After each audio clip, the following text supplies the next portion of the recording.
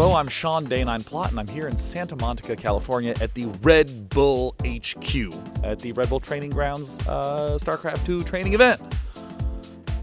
Right on. So, Day9, let me ask, what are some of the similarities you see between real athletes and esports pros? Well, I mean, the biggest thing is that you have to spend a lot of time practicing and that you have to know exactly what you are practicing. It's not just hours put in, it's having that clear focus and, in particular, the endurance to go through. Because, you know, if you ask any Olympic athlete, you know, like, how did you manage to do what you do? What tips do you have if I want to become, like, you know, an athlete? They won't tell you about how much weight you're going to have to lift or what equipment you're going to use. They're going to talk to you about mental discipline. They're going to talk to you about having a regimen and following it and how to stay focused and get in the zone, and that all carries over to gaming. So would you say it's almost like a lifestyle choice? Oh yeah, totally. I mean, especially if you're a pro gamer, I mean, you live, what are the words? You live, eat, drink, breathe, sleep upon, I don't know what it is. You do all those things to games, yeah. Yeah, everything is your game. Yeah, I mean, you look at like what pros do, and they're like anyone who's passionate about the thing that they do. They'll play 8-10 hours a day, and then when they're not playing, they're like, oh, let me unwind. Let me watch some of the pro matches that I want to catch up on. They'll watch those, and I'm like, oh, that was good. Let me go out and get a meal with some of my pro gamer friends. We'll talk about strategies, and then on the weekends they come to tournaments or training places like this. So speaking of pro players, how complex is it what all these StarCraft players do? How complex? I mean, obviously I'm going to be like, oh, it's totally complex, but that's not as useful. So I'm trying to think of the money analogy. How complex is it? It is as complex as playing a game of chess or playing a game of Go. It's complex as trying to construct a car from a bicycle while you're riding that bicycle down a hill. That's the skill that you have to do, because it's not just thinking about what you're doing and having the good strategy and the good thought process behind it. It's also executing on that and responding to all the changes that are coming at you in the form of what your opponent's doing. So it's a mix of being like a pianist and a problem solver. So with all this training, we're here obviously at Red Bull. Now, how have you seen Red Bull embrace esports over the years?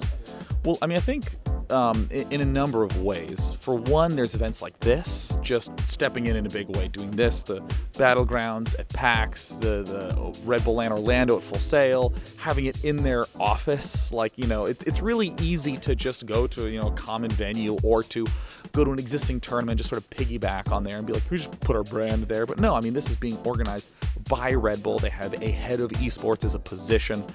So, I mean, in terms of just how you view a business and a job, totally there. But then there's also the off-camera stuff that's really interesting to me. It's really compelling for me, because you can view all this as Red Bull showing everyone that they're into esports. But then they have, you know, like right now, there's, you know, this training stuff going on, or getting blood work from players and letting them know where their vitamin deficiencies are, you know, telling them about hydration and how important that is for their focus. And no one will see that, but only the players will experience that. So that's really cool. That's sort of personal influence. So an event like this at Red Bull is really helping the pros prepare for even some of the bigger competitions like, say, DreamHack or MLG, things like that. Yes, definitely. And, you know, I would say specifically the way in which it does that is by giving you the experience of playing in a tournament. All the structures that are put into this event are designed with that in mind. You know, like saying $100 on every game. You get pressure in every game. So even players who are eliminated from the event, they get a little pressure in those games, because it's so easy when you're playing to be like, oh, I'm not going to advance. I'm going to make myself give up now because there's nothing on the line. Well, again, that structure is to make you feel what it's like to play under pressure. Now, let's ask, what impact has Heart of the Swarm had on StarCraft II's popularity? Ooh, well, definitely.